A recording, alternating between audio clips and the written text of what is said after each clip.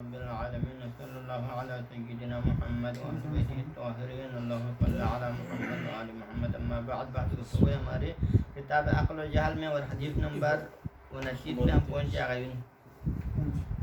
تو اس حدیث میں فرماتے ہیں کہ بعض اصحابنا رفعہ عن مفضل بن عمر, ہمارے بعض راوی ہیں جنہوں نے اس حدیث مرفوعہ کو ذکر کیا ہے مفضل بن عمر سے. ٹھیک ہے جی. ان ابی عبداللہ علیہ السلام, اور یہ روایت نقل کی ہے امام جعفر صادق علیہ السلام سے, قالا کہ جس حدیث میں امام علیہ السلام نے فرمایا یا مفضل, اے مفضل, لا یفلح من لا یعقل, اے مفضل کامیاب نہیں ہوگا وہ شخص جو عقل سے کام نہیں لیتا ہے. یعنی جو عقل مندی سے کام نہ لے لے, اپنے عقل کو استعمال نہ کرے. یعنی جو عقل نہیں ہے مراد نہیں, عقل کو استعمال نہ کرے مراد, نہ ہونا مراد نہیں ہے, کیونکہ انسان کے اللہ تعالیٰ نے عقل دے کے ہی خلق کرتے ہیں, تو پھر عقل تو ہر ایک کا ہوتا ہے. مطلب عقل ہونا نہ ہونے کا مطلب یہ ہے کہ عقل کو مرد زندگی میں استعمال کرنا نہ ہونے کی بات ہے. تو پھر وہ جو عقل سے کام نہیں لیتا ہے وہ کبھی کامیاب نہیں ہوتا ہے, لا یفلح. ٹھیک ہے. ولا یعقل من لا یعلم, اور عقل استعمال نہیں کر سکتا سوائے وہ شخص جو علم نہیں رکھتا ہے. مطلب یہ کہ عقل استعمال کرنے کے لیے کیا چاہیے؟ علم چاہیے. عالم ہے تو اپنے عقل سے فہم و بصیرت سے کام لیتا ہے, لیکن جو عالم نہ ہو, من لا یعلم, جو نہیں جانتا ہے, وہ جاہل ہے, وہ اپنے عقل کو استعمال نہیں کر سکتا ہے, اپنے عقل کو برقرار نہیں رکھ سکتا. ٹھیک ہے. لا یعقل من لا یعلم, یعنی جو عقل استعمال نہیں کر سکتا ہے, جو علم نہیں رکھتا ہے. وَسَوْفَ يَنْجُبُ مَنْ يَفْهَمُ, نجیب کہتے ہیں, نجیب ہونا بزرگی ہونا, انسان کا عزت و شرف اور بزرگی پانا کہتے ہیں نجیب. وَسَوْفَ يَنْجُبُ, یعنی وہ شخص بزرگی پاتا ہے, وہ صاحب عزت بنتا ہے کہ من یفہم, جو سمجھتا ہے, یعنی وہ بصیرت والا بندہ ہو, جو بصیرت سے کام لیتا ہو, فہم اور بصیرت سے کام لیتا ہے, تو پھر وہ شخص بزرگی کو پا لیتا ہے, وہ صاحب شرف بن جاتا ہے. آگے فرماتے ہیں وَيَظْفَرُ مَنْ يَحْلُمْ, اور وہ شخص کامیاب ہوتا ہے جو حلم اور بردبارے سے کام لیتا ہے. حلیم, انسان حلیم ہو, حلم اور بردبارے سے کام لیتا ہے, وہ ترش مزاج نہ ہو, سخت مزاج نہ ہو, یعنی وہ ہلکا پنی سے کام نہیں لیتا ہے بلکہ حلیم ہے. تو وہ حلیم شخص یظفر, وہ کامیاب ہوتا ہے. یظفر مَنْ يَحْلُمْ, جو حلم سے کام لیتا ہے وہ کامیاب ہوتا ہے. اور آگے فرماتے ہیں وَالْعِلْمُ جُنَّةٌ, اور علم ڈھال ہے, سپر ہے. ڈھال کا کام کیا ہوتا ہے؟ اس کے اوپر پانے والے جو مختلف حملوں کو روکتا ہے نا. ڈھال کا کام کیا ہے؟ جب دشمن, ایک ہوتا ہے دفاعی ہتھیار ہوتے ہیں, ایک ہوتا ہے یعنی آگے مارنے والا ہتھیار ہوتا ہے. تو ڈھال کیا ہے؟ دفاعی ہتھیار ہے, جس سے آپ اپنے اوپر آنے والے حملے کو روکتے ہیں. انسان کے اندر علم ہے تو وہ گویا کہ آپ کے دفاع کا کام کر دیتا ہے, انسان کو مصیبتوں سے بچا دیتا ہے, انسان کے اوپر آنے والے مشکلات سے اس کو بچا دیتا ہے. العلم جنۃ. والصدق عز, اور سچائی انسان کے لیے کیا ہے؟ باعث ہے, باعث عزت ہے. عزت نہیں, باعث عزت, یعنی ہے تو عزت کا حسن والا مراد ہے باعث عزت. سچائی صاحب باعث عزت ہے, یعنی کہ جو شخص سچا ہوگا وہ باعث ہے, وہ صاحب عزت ہوگا, مطلب یہ ہے. والجہل ذل, اور اس کے مقابلے میں جہل کیا ہے؟ نادانی. اور جہالت کیا ہے؟ ذلت ہے, باعث ہے ذلت. ذلت مراد یہ باعث ہے, انسان کے لیے ذلت کو لانے والی چیز ہے. اور آگے فرماتے ہیں کہ والفہم مجد, فہم یعنی سمجھ بوجھ اور بصیرت, فہم یعنی بصیرت, فہم اور بصیرت یہ کیا ہے؟ مجد, یہ وہی بزرگی ہیں. طرح پر کہا تھا نا, یہ مجد بھی کہتے ہیں بزرگی کو. یہ سمجھ بوجھ والا بندہ کیا ہے؟ صاحب شرف ہوتا ہے, صاحب عزت ہوتا ہے, صاحب کرامت ہوتا ہے. والجود نجح, اور سخاوت مندی کامیابی ہے. نجح یعنی نجاح کہتے ہیں کامیابی کو. وجود کا معنی سخاوت مندی, اگر انسان سخاوت مندی سے کام لیتا ہے تو وہ کیا ہوتا ہے؟ وہ کامیاب ہوتا ہے, ناجح ہو جاتا ہے. ٹھیک ہے نا. اور آگے کیا فرماتے ہیں؟ وحسن الخلق مجلبۃ للمودہ, اور انسان خوش اخلاق ہو تو پھر اس کے لیے مودت اور انسان کی محبت کو جلب کر لیتا ہے. جب آپ صاحب اخلاق ہوں گے, خوش خلق سے کام لیں گے, تو پھر کیا ہوتا ہے؟ انسان کے محبت آپ کے لیے ہوگا, ہر انسان آپ سے محبت کرے گا. یعنی کہ وہ ہے کہ ایک مغناطیس کے معنی ہے, جو لوگوں کے محبتوں کو آپ کے لیے کھینچ کے لاتا ہے.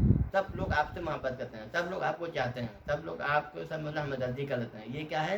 حسن الخلق کا فائدہ ہے, خوش خلقی کا فائدہ ہے.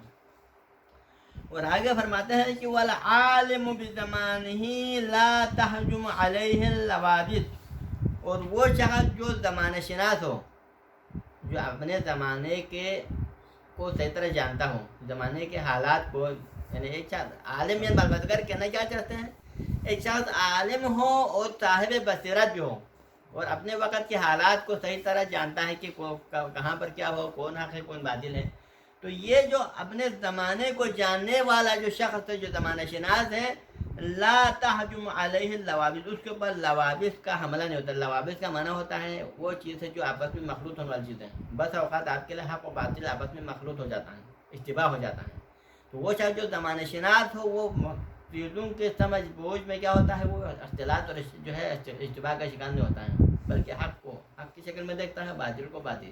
اگر ایسا نہ ہو تو کیا ہوگا، کبھی حق باطل کی شکل میں بھی نظر آتا ہے، کبھی باطل حق کی شکل میں نظر آتا ہے، تو لہٰذا وہ اشتباہ کا شکار ہو جاتا ہے. تو لہٰذا زمانہ شناس شخص وہ ہے کہ لا تحجم علیہ اللوابط، جس پر زمانے کے لوابط اور فتنوں کا حملہ نہیں ہوتا ہے، اشتباہات کا حملہ اس کے اوپر نہیں ہوتا ہے.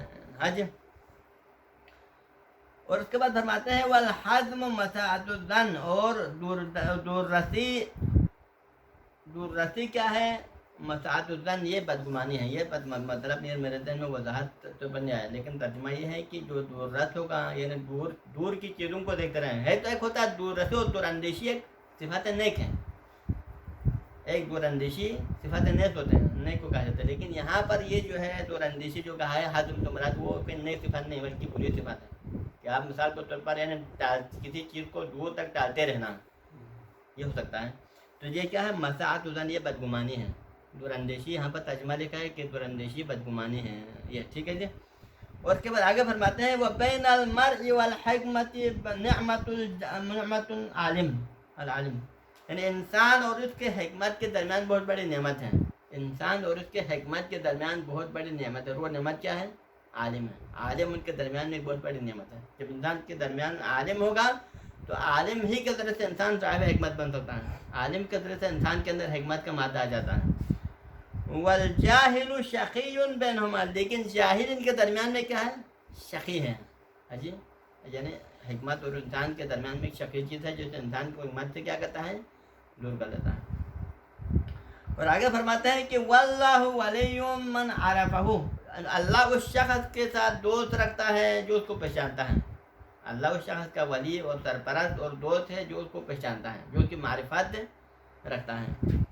وعدو من تکلفہ، اور اللہ تعالیٰ اس شخص کا دشمن ہے کہ جو اس سے بے اعتنائی برتتا ہے. تکلف کا معنی ہوتا ہے بے اعتنائی برتنا، تشبہ تکلف یعنی اس سے بے اعتنائی برتتا ہے، اس سے یعنی نظر انداز کرتا ہے، خدا کی طرف متوجہ نہیں ہوتا ہے، تو اللہ تعالیٰ اس شخص کا دشمن ہے. والعاقل غفور، اور عقل مند غفور ہوتا ہے.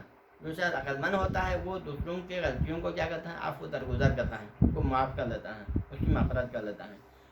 والجاہل خطور، جبکہ جاہل کیا ہے، وہ فتنہ پرور ہوتا ہے، خطور ہوتا ہے، فتنہ پرور. حاج. اور اگر فرماتے ہیں وَإِنْ شِئْتَ أَن تُكْرَمْ فَلِنْ، اگر آپ یہ چاہتے ہیں کہ آپ کا احترام ہو جائے، اگر آپ کی یہ تمنا اور خواہش ہو کہ ان تکرم، کہ آپ صاحب عزت بن جائیں، لوگ آپ کا احترام اور عزت کریں، تو کیا ہونا چاہیے، فلن، آپ نرمی سے کام لو. لین کسے کہتے ہیں، نرمی کو. اگر آپ کی یہ خواہش ہے کہ آپ کی لوگ عزت کریں تو فلن، اپنے آپ کو نرم بناؤ، نرم دلی کا مالک بن جاؤ، تب جا کے لوگ آپ کو کیا کریں گے، احترام کرے گا. وَإِنْ شِئْتَ أَن تُهَانَ، لیکن اگر آپ یہ چاہتے ہیں کہ لوگ آپ کی اہانت کریں، آپ کی عزت کو پامال کریں، آپ لوگوں کی نظر میں ذلیل ہو جائیں، تو پھر کیا کرو، فخشن، پھر آپ سخت روئی سے کام لو. خشن کا معنی کیا، سخت روئی. اگر آپ کہتے ہیں کہ معاشرے میں آپ کی عزت نہ رہے تو پھر کیا کریں، فخشن، پھر آپ سخت روئی سے کام لو. ہر ایک کو گالی گلوچ دے دیں، ہر ایک کے ساتھ مکمل جو ہے یعنی غصیلے انداز میں بات کریں، تو پھر کیا ہوگا، انسان کی عزت نہیں رہے گا. ومن کرم اصلہ لان قلبہ، جس شخص کا اصل یعنی اصل مراد یعنی کہ ذات، جس شخص کے ذات صاحب عزت ذات ہوگا، یعنی نیک ذات ہوگا، تو لانا قلب، اس کا دل نرم ہوتا ہے. یعنی کہ انسان کے قسم ہے نا، ایک بد ذات ہوتا ہے، ایک نیک ذات ہوتا ہے. جس کی ذات اور نسل نیک ہو اس کا دل بھی نرم ہوتا ہے. لانا قلب، اس کا دل نرم ہوتا ہے.